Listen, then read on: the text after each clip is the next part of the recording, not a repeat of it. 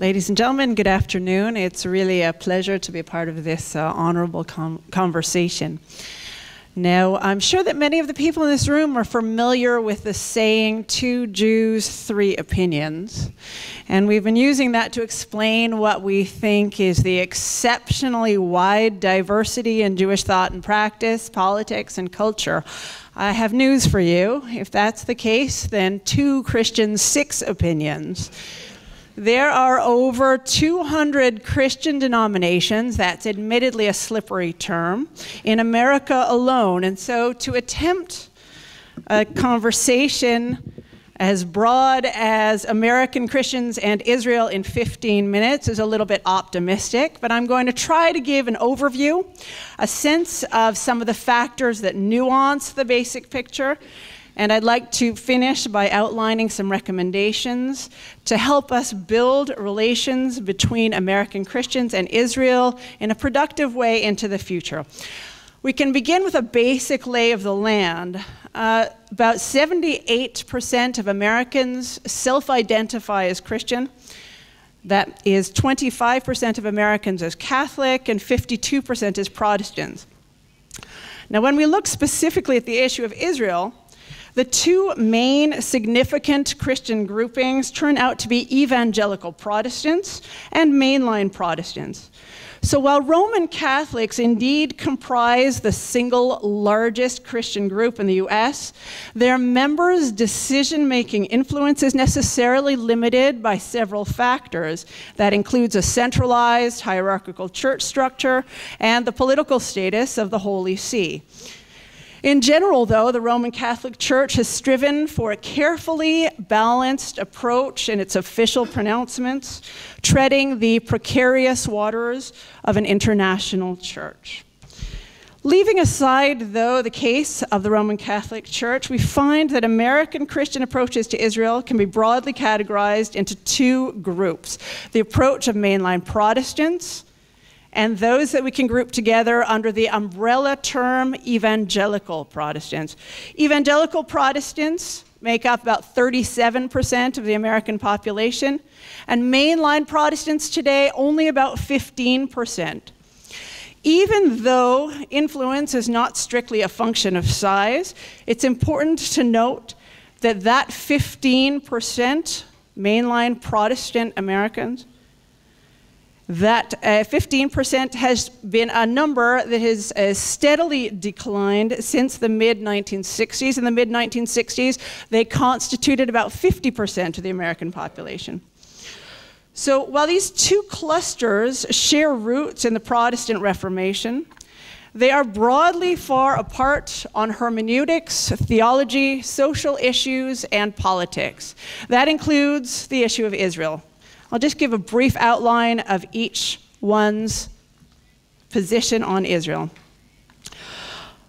We'll begin with the evangelicals. Much attention, both positive and negative, has been given recently to the phenomenon of Christian Zionism, that is, evangelical Christian supporters of the State of Israel. Christian Zionism is just a general label for a very specific movement within evangelicalism that ascribes vital theological and even eschatological importance to the Jews living here in Israel. The modern state is viewed by Christian Zionists as nothing short of a miracle. It functions as the critical connection point between the past and the future. Its sheer existence, survival, and advancements are perceived to be signs of God's keeping his promises, and therefore a sign of God's trustworthiness about what is to come, both for individuals and for the world.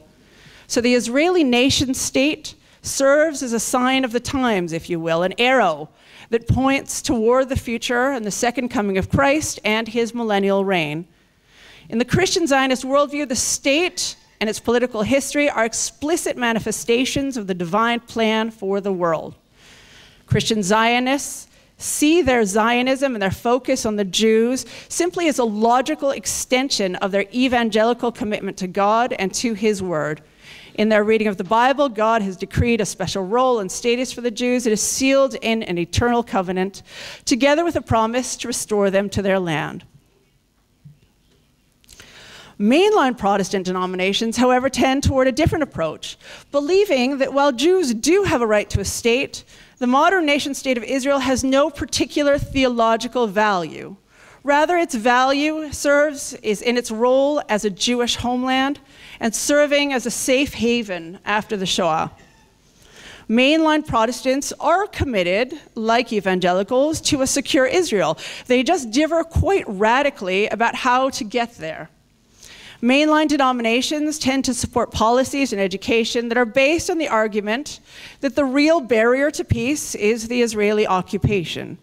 Ending the occupation, they assert, will bring peace and security to Israel, while maintaining the occupation inexorably brings resistance that harms Israel. And that inexorable part means that Palestinian violence is understood to be a regrettable but logical result of Israeli policies. So what gets called the cycle of violence should be ended by the stronger party that is ostensibly responsible for it. In addition, mainline denominations' concept of Christian witness is one tied up with giving voice to the voiceless and seeking justice for the powerless.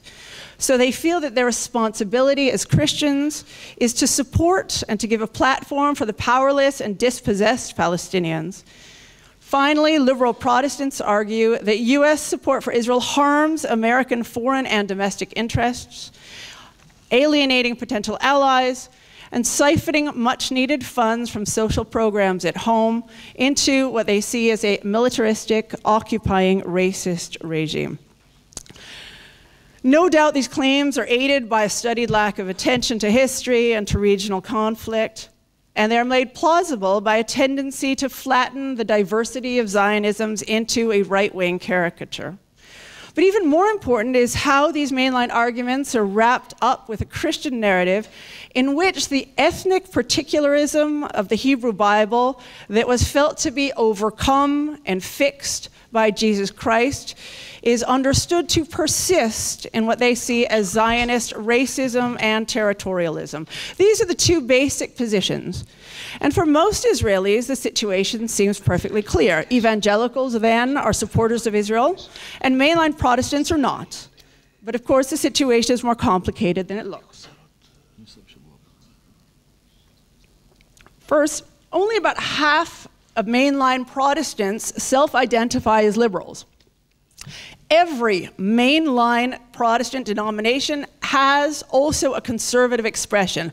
We can take Presbyterians as an example. The Presbyterian Church USA, with a membership of about 1.7 million, is considered to be a very liberal church with the ordination of women, pro-choice on abortion, permits, quite recently, gay marriage, and has a strong social justice agenda. But the Presbyterian Church of America, and note the different names, Presbyterian Church USA, Presbyterian Church of America, is far more conservative, both socially and theologically, and it looks, in many ways, rather more like evangelicalism. In fact, the Presbyterian Church of America are members of the National Association of Evangelicals, not without some arguments. How many are members of The PCA has only about 400,000 members, so it's significantly smaller.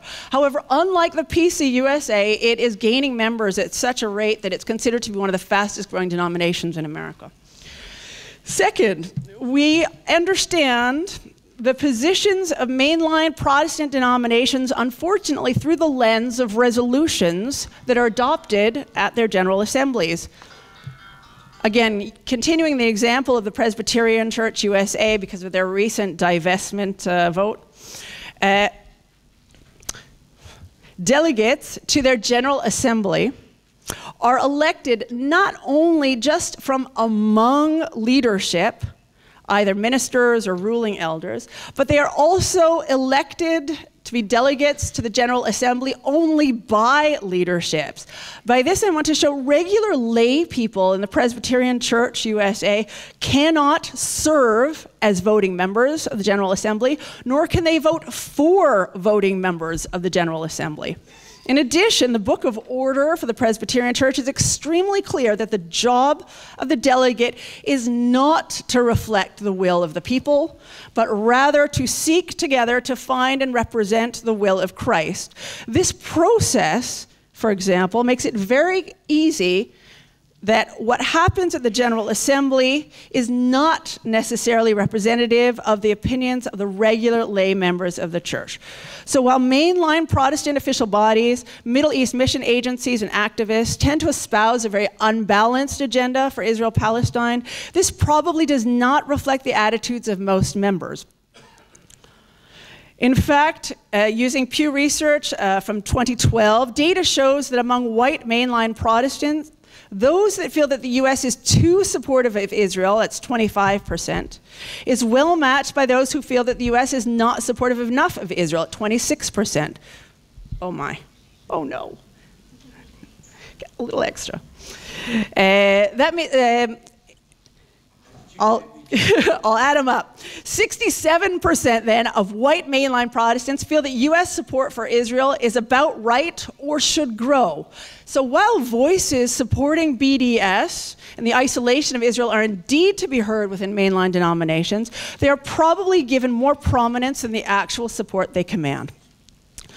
My third point of nuance, evangelical Christian support for Israel may well be strong, but it is not as widespread as we might think. Again, using that same Pew Research data, we find that 43% of white evangelical Christians feel that support to Israel does not need to increase. It is either adequate as it is or is too strong.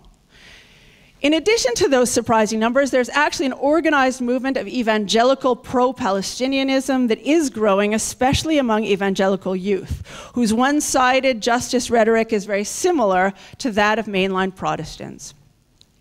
Fourth, evangelicals who might be supportive of Israel are often deficient when it comes to attitudes toward Jews and Judaism.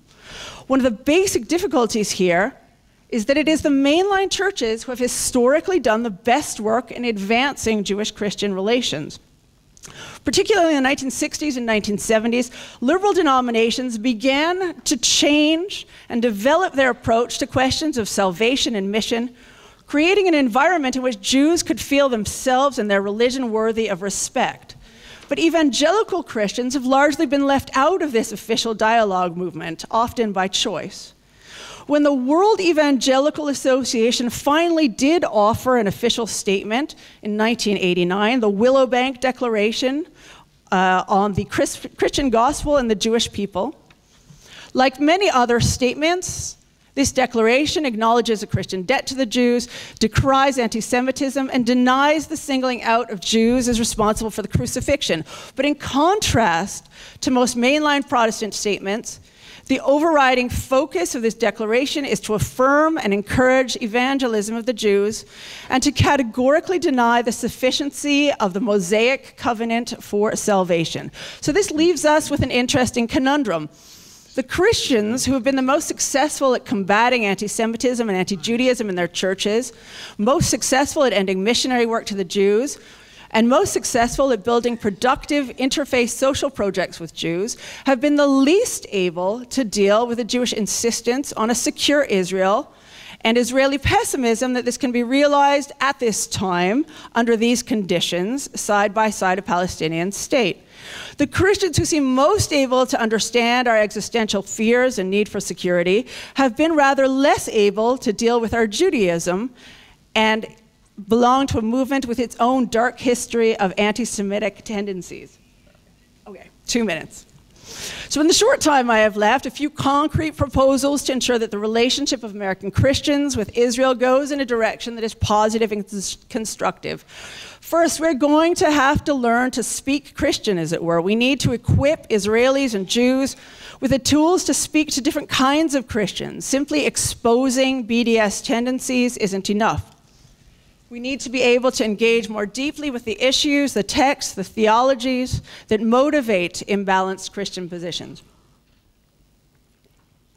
Second, we need to seek out the marginalized voices and strengthen them within their own denominations. As I said, it's very important to understand that the positions that we hear debated and sometimes adopted on the floor of General Assemblies do not reflect the opinions of all members of denominations. We need to find those people, those leaders, those voices, and strengthen them. Third, we need to be absolutely clear on the fact that there can be no productive Jewish-Christian relations without an understanding that Israel is a central part of the Jewish existence. Western liberal Christians are uncomfortable with Israel because both land and peoplehood are felt to be not only inessential to Judaism, but a dangerous tribal conception that erects barriers between people. The very barriers, the story goes, that Jesus came to break down. The issue of land and peoplehood manages to push a great many classical Christian buttons about Old Covenant and New, law and grace, Jew and Gentile. So greater Jewish effort needs to be expended to articulate the positive theological value of peoplehood and land in a way that Christians can relate to. Last point. Equally, we must be absolutely clear on the fact that there can be no productive Jewish-Christian alliance for Israel without an understanding that Judaism is a central part of Israel's existence. There is a contradiction at the heart of evangelical Christian support for the Jews in Israel, and that is a profound ambivalence toward the rabbinic Judaism that is felt to divert Jews from true Jewishness. For the evangelical Christian, the ideal Jew is ethnically and culturally Jewish, plus Jesus. We need to find a language to communicate that one cannot, on the one hand, assert support for the Jewish future, and at the same time support evangelism. In short, there is no one-size-fits-all Christians approach. In order to encourage serious, responsible American Christian support for Israel, we need to know more about American Christians and how best to engage them with their very different structures, theologies, demographics, and processes, and that requires education. Thank you.